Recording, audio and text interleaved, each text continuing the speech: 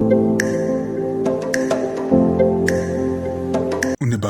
welcome to this channel where we give now bonge update of waiting they happen for Biafran territory as the Islamic State the enter inside commotion. Prime Minister they drop this update. They talk say in just 1 year the government has accomplished remarkable feats, which include the establishment of the Biafran Liberation Army, Navy, Air Force, Biafran Defense Force.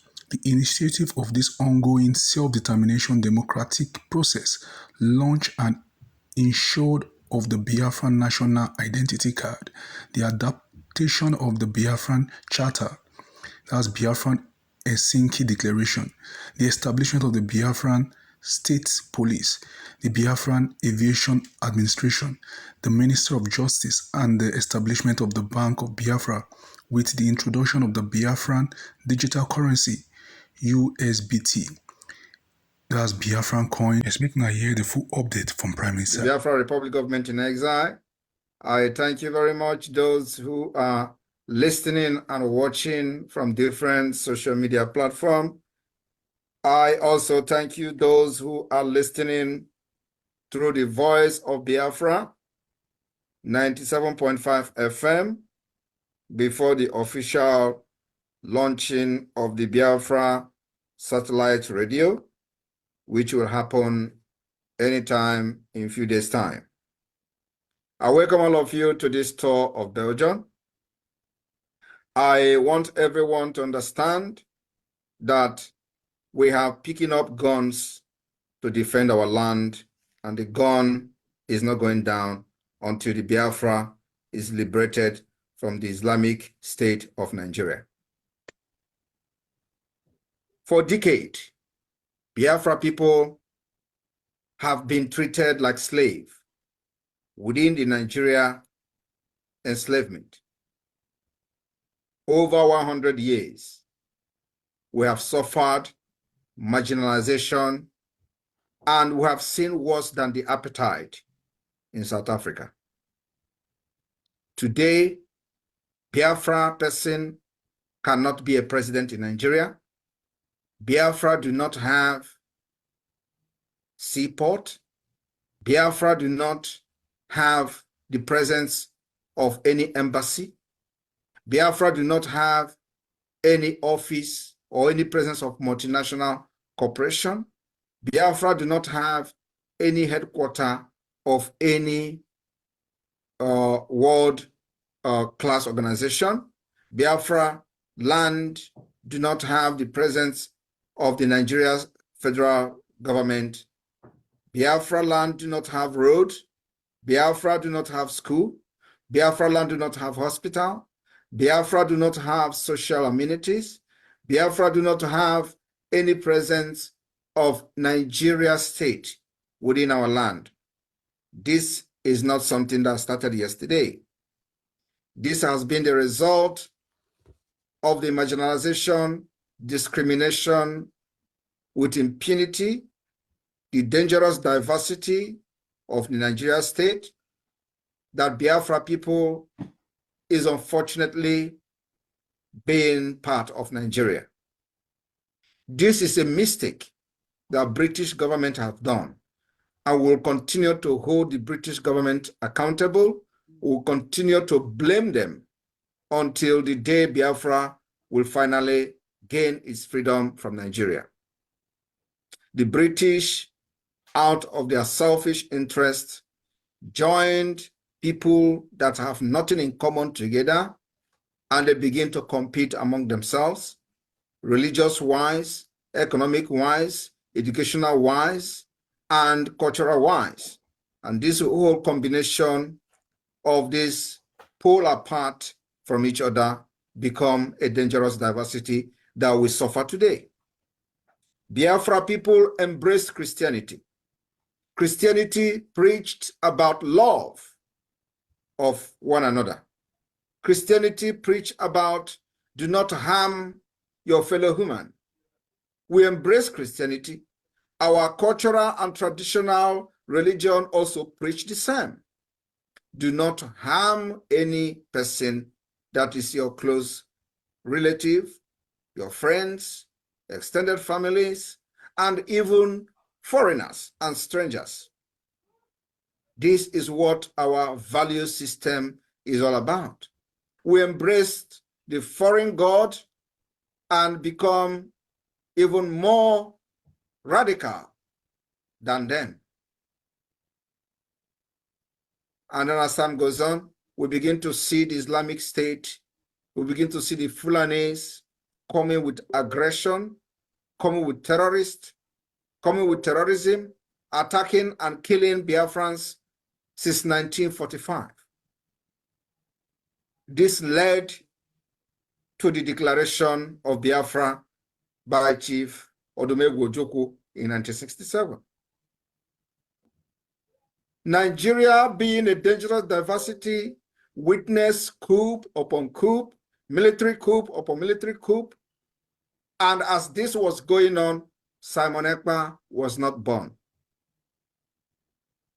From 1967 to 1970, as Biafra struggled to exit Nigeria because they feel that their life is being threatened and their future and existence is being under attack. They fought a brutal war. Simon Ekpa was not born by then. After 1967 to 70 war, Nigeria declared that it was a no victor, no vanquish. By then, Chief Odumegwu Ojukwu was in exile. At the end of the day, he came back. He was celebrated because the decision, he saw what many people did not see. The people who fought Ojukwu today is being massacred in their villages. Gowon is one of them. Gowon village has witnessed the highest IDP camp within the Nigeria state. He didn't see this coming today. Simon Ekpa was not born in 1970. Simon Ekpa was not born in 1979. Simon Ekpa was not born in 1980. Simon Ekpa was not born in 1981, was not born in 1982, was not born in 1983, was not born in 1984. Simon Ekpa was born in 1985. In 1982 to 1984, a man called Buhari planned coup against Nigeria. Out of this dangerous diversity, he became a military dictator under military rule in Nigeria. It was not as a result of Simon Ekpa. Simon Ekpa was not born. People are not asking question, why are there this coup upon coup upon coup within the Nigeria state being carried out by North and of course Yorubas? But whenever this coup happens, and if there is one single Igbo man in this coup, or one single Calabar man, or one single Ijaw man in this coup, it becomes Igbo coup. After that, this man called Buhari committed many atrocities, including an international crime. 1984, they kidnapped a man called Omar Diko from London because he believed, as a Fulani man, he doesn't respect law, not the law of his own country, not the law of any other country. He came back after many years to become a civilian president with impunity. This same man went to Kenya and kidnapped the current leader of the indigenous people of Biafra, Mazi Nnamdi Kanu. Before Mazi Nnamdi Kanu was kidnapped in Kenya, there has been killing and killing since 1999 by the group led by Wazirike. Simon Ekpa was not part of it. From 1999, Wazirike Mossop members was massacred in cold blood, killed at every given opportunity with stray bullet, straight shooting, live bullet by the Nigeria state. Simon Ekpa was not part of Biafra then, at least not part of the agitation for Biafra. The same Wazirike Mossop gave birth to Mazi Nnamdi Kanu indigenous people of Biafra, and still the killings of Biafra continued. In all these things that were going on,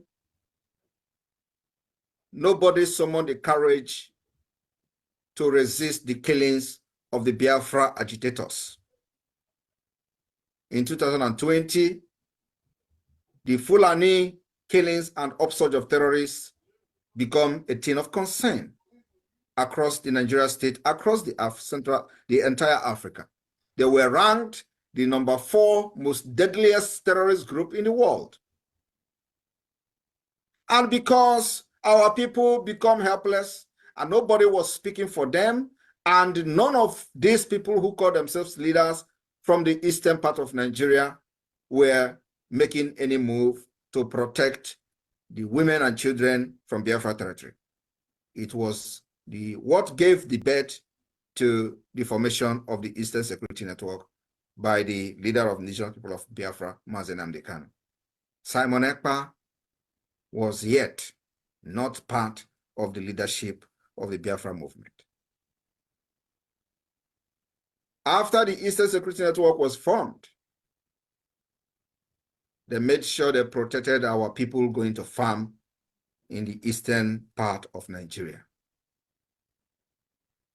It took them within 1 year, just the mention of Eastern Security Network then made the terrorists to flee from our land. Remember that those who pushed these terrorists to Biafra land did not push them to come and feed their cows. They came prepared for jihadist movement. This did not go down well with the Nigeria state that is being controlled by Fulani terrorist sponsors, from the president down to the lowest person. It didn't go down well with them. And they could not also eliminate the Eastern Security Network. So there is need to hunt for the founder and the head of the ESN and the Biafra movement, which is Mazi Nnamdi Kanu. While this was going on, Simon Ekpa was just a broadcaster, making videos, sharing videos, exposing Nigeria state, and nothing else. This led, went to Kenya, kidnapped Mazi Nnamdi Kanu in 2021. I want people to understand that I'm just trying to make this as brief as possible, because between 2015 to 2017, we have witnessed the massacre of Biafra agitators under indigenous people of Biafra, IPOB. They were killed in hundreds at every given opportunity. There has never been any reprisal attack against these killings. There has never been any consequences on the Nigeria side for killing Biafrans. Never has there been any consequences. They're killed and we make noise. Those who were then make noise, and that is the end.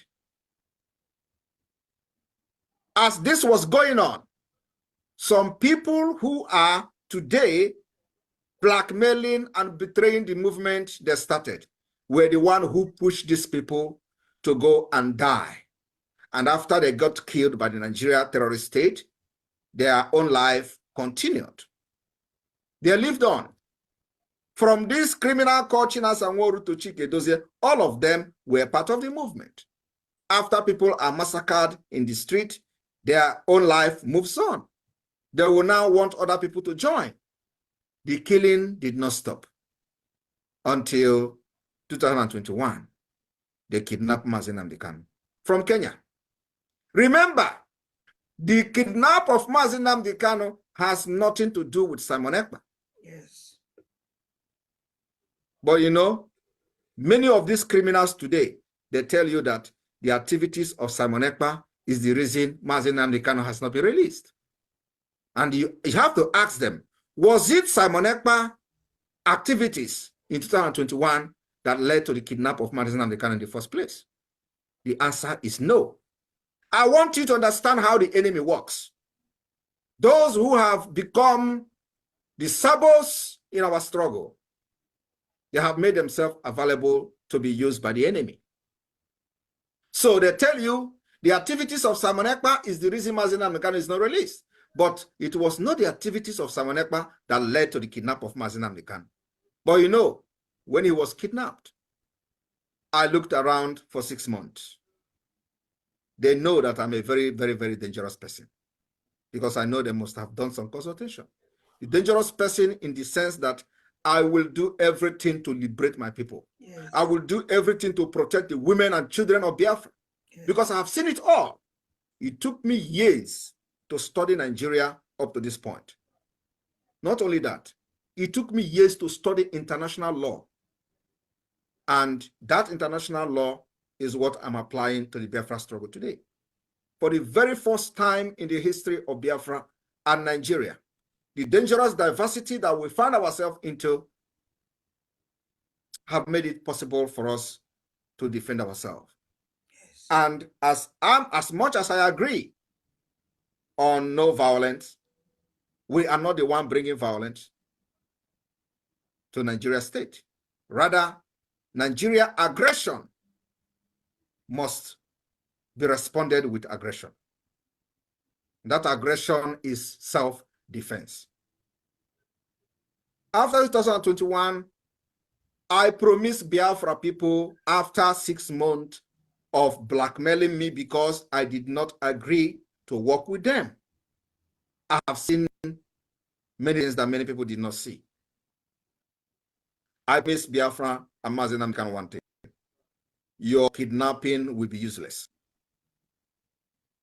The reason they kidnap you from Kenya, I will make sure that it is as useless as anything. And your kidnapping from Kenya will be very, very expensive to Nigeria state. That was my promise before man and God. And believe me, I am living up to that promise. Today, if they are not regretting kidnapping Mazi Nnamdi Kanu, they are lying. I also promise Biafra, nobody will kill you again, like in Aba, like in Iguacha, like Wike did in Obibo, and go free. Remember, when Wike was killing Biafras in Obibo, Simon Ekpa was not there. That is true. It was not as a result of the activities of Simon Ekpa. Have you all forgotten? When you were massacred at Mpo and Enugu, Simon Ekpa was not your member. Simon Ekpa was not even talking about Biafra. But today, the enemy is trying to make you believe that the problem is Simon Ekpa. What was the problem that led to the massacre of thousands of Biafrans in Obibo by Wike? Was it Simon Ekpa? What was the problem that led to the massacre of Biafrans in Aba in the school? Over 150, at least officially reported. It is more than 200 people massacred in one day. Simon Ekpa was not a member of Biafra then. When they were killing people in Enugu, when they were for money training, massacred our boys in Enugu state, Simon Ekpa was not part of it. What was the problem then? What led to the massacre of Biafrans in Enugu? Now, I want you to understand one thing. The enemy have seen that somebody actually knows his right from his left. And that person is the Prime Minister of Biafra today. For the very first time in the history of Nigeria and Biafra, we say, even though we are fighting for the exit of Biafra peacefully, we will not fold our arms and watch you kill us again and cry on social media. No. When you come with your arms, we will defend ourselves with our own arms. And that is exactly what is happening today. But you know, they are crying. And I want you to understand, ask yourself a question. They say Simon Ekpa is killing military in the East. What are the military doing in the East? Are you not in democratic system? What is the business of military in your street?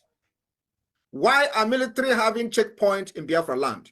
Is it not, are we not in democracy? I want you to know the answer today. The answer is because they feel threatened. They feel that Biafra, it is time for Biafra to go. They feel that Nigeria have expired. And the only challenge Nigeria has is coming from the East.